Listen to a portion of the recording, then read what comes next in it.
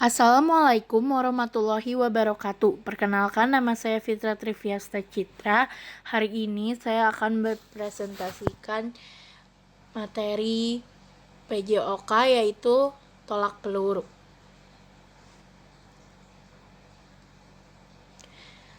Pertama, pengertian dari tolak peluru.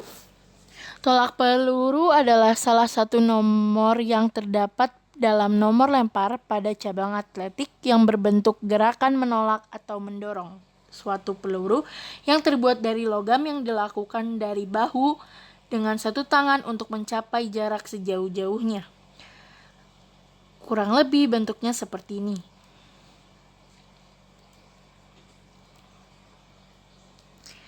Teknik dasar dari tolak peluru. 1. Teknik memegang peluru.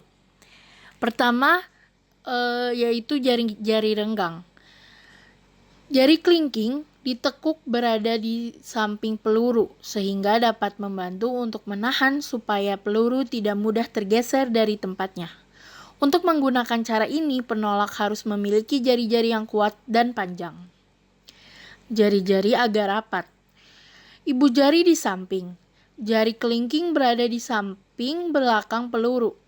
Jari kelingking selain berfungsi untuk menahan jangan sampai peluru mudah bergeser, juga membantu menekan pada waktu peluru ditolakkan. Cara ini lebih banyak dipakai oleh atlet. Jari-jari agak renggang. Bagi mereka yang tangannya agak kecil dan jari-jarinya pendek, dapat menggunakan cara ketiga ini, yaitu jari-jari seperti pada cara kedua tetapi lebih renggang. Kelingking di belakang peluru sehingga dapat ikut menolak peluru. Ibu jari menahan geseran ke samping. Karena tangan pelempar kecil dan berjari-jari pendek, peluru diletakkan pada seluruh lekukan tangan. Berikut bentuk tangannya.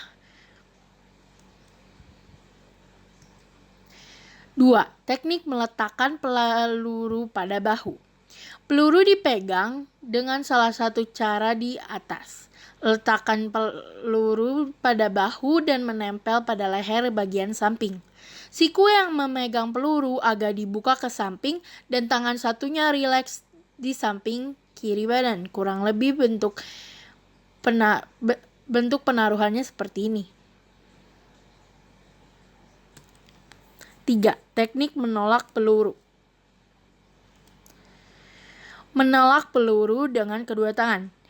Di depan dada, kedua kaki dalam keadaan sejajar lalu didorong atau ditolakkan peluru ke depan ke atas sejauh mungkin. Pegang peluru dengan kedua tangan, kemudian simpan di bawah perut dengan lengan diluruskan. Kedua kaki dalam keadaan sejajar. Kemudian ayun dan lemparkan peluru ke depan.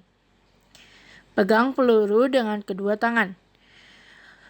Kemudian simpan di bawah perut dengan lengan diluruskan, kedua kaki dalam keadaan sejajar. Posisi ini dilakukan dengan membelakangi arah lemparan. Kemudian ayunkan dan lempar peluru ke arah belakang atau sektor lemparan. Pada tahap berikutnya, doronglah peluru dengan bantuan putaran pinggang. Tolakan masih dengan kedua tangan, tetapi beban diutamakan pada tangan tolak atau tangan terkuat. Kaki masih sejajar. Tahapan ini dipersiapkan untuk melakukan tolakan yang sebenarnya. Lakukan seperti yang telah saya bilang, hanya sekarang satu kaki berada di depan, tolakan dilakukan dengan koordinasi bantuan dorongan kaki belakang. Kedua, menolak peluru dengan satu tangan. Pegang peluru dengan tangan kanan dan letakkan di leher. Lanjutkan atau rentangkan lengan kiri ke depan dan menghadap depan.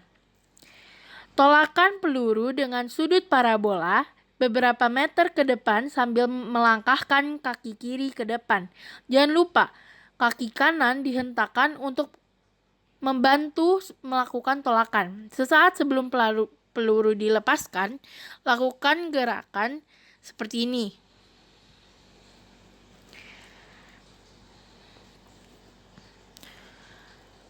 Hanya pada saat akan melakukan tolakan, badan diputar ke kanan untuk mengambil ancang-ancang. Lalu gerakan menolak peluru dengan awalan membelakang menggunakan bantuan putaran atau pilin tubuh saat melakukan tolakan. Peraturan tolak peluru. Pertama, atlet atau peserta boleh memasuki lingkaran tolakan dari mana aja. Biasanya peserta atau atlet memasuki lingkaran dari sisi samping dan belakang. 2. Atlet atau peserta tidak boleh memakai atribut seperti sarung tangan, tapi diperbolehkan memakai pelindung dari ruas jari selama waktu pertandingan. 3. Setelah dipanggil, atlet atau peserta mempunyai 60 waktu untuk menyelesaikan pertandingan. 4. Atlet tolak peluru harus menahan peluru dengan lehernya saat melakukan gerakan tolakannya. 5. Atlet melakukan dalam lingkaran saja dan tidak boleh sampai keluar. Saat salah satu kakinya menyentuh daerah luar garis lempar, maka akan langsung didiskualifikasi. 6. Peluru yang dilemparkan hanya boleh menggunakan satu tangan dan posisinya harus lebih tinggi dari bahu. 7. Peluru wajib mendarat pada sektor area yang sudah disediakan. 8. Atlet atau pelempar meninggalkan lingkaran sesudah melakukan lemparan hanya dengan sisi lingkaran yang bagian belakang. 9. Atlet boleh meninggalkan lapangan saat peluru sudah mendarat. Peralatan tolak peluru. Pertama, rollmeter. Rollmeter ini diperlukan untuk menghitung seberapa jauh peluru dilempar. 2. Bendera kecil. Bendera kecil untuk menjadi suatu benda untuk menandakan di mana batas hasil lemparan sang atlet atau pelakunya. 2. Kapur atau tali rafia. Kapur atau tali rafia digunakan sebagai penggaris untuk menggambarkan lapangan dari tolak peluru. 4. Yang paling penting, peluru. Untuk senior putra biasanya digunakan 7,257 kg, untuk senior putri 4 kg, untuk junior putra 5 kg, dan untuk junior putri 3 kg. Berikut fotonya. Gaya tolak peluru. Gaya samping. Sikap pemula berdiri miring dengan menggunakan tangan kanan. Gaya tersebut masih umum digunakan, terutama untuk para atlet pemula, termasuk untuk anak sekolah baik SMP, SMA, dan sederajat. Gaya putaran lempar cakram. Gaya tersebut hampir sama seperti gaya belakang, namun gerakan kaki tidak mirip gaya belakang, tetapi mirip pada gerakan kaki terhadap lemparan cakram. Gaya tersebut agak sulit, hingga saat ini tidak begitu banyak penggunanya.